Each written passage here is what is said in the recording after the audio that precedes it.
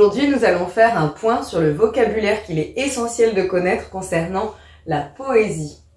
Donc, je vais commencer par le vocabulaire qui a trait au vers. Donc, un vers, c'est-à-dire une ligne dans un poème que l'on appelle un vers, quand il a 8 syllabes, on dit qu'il est octosyllabe. Quand il en a 10, on dit décasyllabe. Et quand il en a 12, on dit alexandrin. Parfois, on trouvera ce qu'on appelle des vers libres. Les vers libres ont un nombre indifférent de syllabes. Là, ça veut dire c'est pas 8, ça peut être 9, 15. Et là, dans ces cas-là, le texte, il est écrit, le poème est écrit en vers libres. En ce qui concerne la prononciation, parce que effectivement, là, je dis octosyllabe, mais il faut savoir compter à l'intérieur du vers. Eh bien, le E, il n'est jamais prononcé à la fin d'un vers.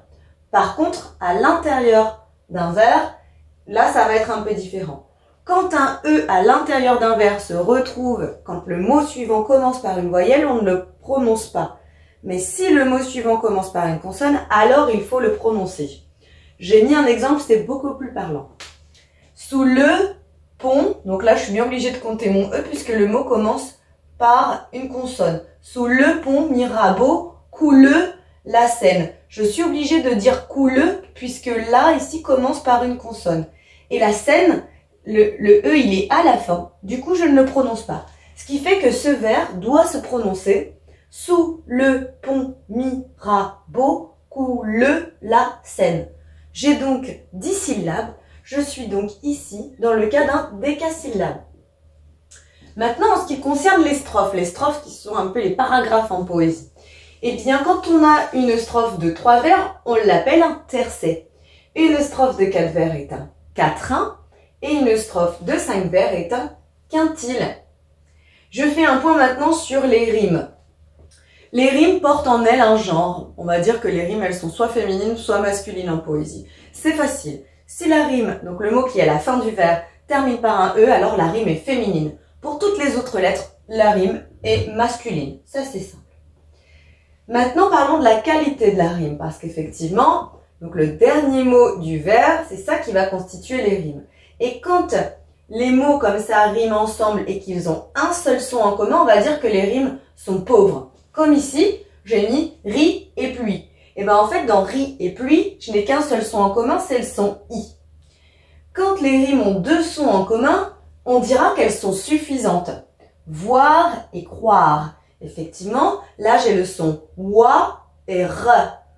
Voir, croire, re. Donc j'ai 2 sons en commun, si ces mots-là riment ensemble, on dira que les rimes sont suffisantes. Maintenant, quand des rimes ont 3 sons en commun et même plus, on dira que ce sont des rimes riches, comme temple et contemple. Te, en, pe, le. J'ai 4 sons en commun dans temple et contemple, parce que c'est pas juste temple, c'est pas comme ça qu'on compte en fait. Les sons en commun ici c'est bien te, en, pe, le. Temple. Et donc là, j'ai 4 sons communs. Maintenant, selon comment les rimes elles sont disposées dans le poème, et ben c'est pareil, elles porteront pas le même nom. Donc si j'ai une rime qui fait AA et BB, on dira que les rimes elles sont soit plates, soit suivies. Si ça fait AB, on dira qu'elles sont croisées. Et si ça fait AB, BA, on dira que les rimes sont embrassées. Concernant les sonorités, c'est-à-dire les différents sons qu'il va y avoir dans le poème, eh bien, quand on a une répétition d'un son consonne, on parlera d'allitération, comme dans la phrase célèbre « Pour qui sont ces serpents qui sifflent sur vos têtes ?» On entend bien le « ce » qui est répété, le son « ce ». Et donc, ça vient ici constituer une allitération. Maintenant, quand il y a une répétition de son voyelle, alors on parlera d'assonance, comme dans ce vers « Je fais souvent ce rêve étrange et pénétrant », où là j'ai le son « en », le son « en » est un son voyelle, et bien qui est répété à plusieurs endroits. Pour finir, j'ai mis des mots qu'il était important de connaître aussi et de mémoriser, comme un recueil, qui est un regroupement de poèmes dans un ouvrage, et un sonnet, qui est une forme fixe et qui comprend 2 quatrains et 2 tercets. À toi de jouer à présent. Afin de voir si tu as bien intégré le vocabulaire de la poésie, eh bien je te propose dans un premier exercice de compter le nombre de syllabes et donc de me dire comment s'appelle ce type de vers. fais attention surtout au E. Petit conseil. Le premier, je te laisse le lire, comme ça je ne vais pas trop te donner d'indices. Je te laisse déjà réfléchir. Et ensuite, je vais le prononcer.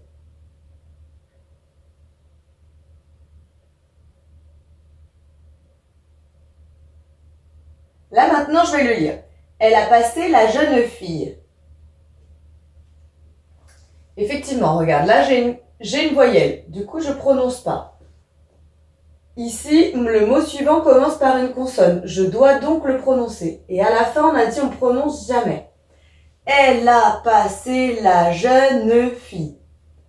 8 syllabes, on est donc ici sur un octosyllabe. Bien. Le suivant. Mettre corbeau sur un arbre perché. Et oui, mettre, puisqu'ici c'est une consonne, sur un arbre, puisqu'ici c'est une consonne. Mettre corbeau sur un arbre perché. 10 syllabes. On est donc avec un décasyllabe. Super. Un petit vrai faux à présent. Si le mot à la rime se termine par un E, la rime est masculine. C'est vrai ou c'est faux? Comme ici par exemple. C'est faux. Si le vers termine par un E, on a dit qu'elle était féminine. Toutes les autres lettres, ce sera une rime masculine. Si le mot à la rime se termine par un E, je ne dois pas le prononcer. Comme ici. C'était vrai. Une strophe de 3 vers s'appelle un tercin. C'est faux. Un tercet, C-E-T. Une strophe de 4 vers s'appelle un quatrain. C'est vrai. Et un sonnet est un poème composé de 2 quatrains et 2 tercets. C'est également vrai.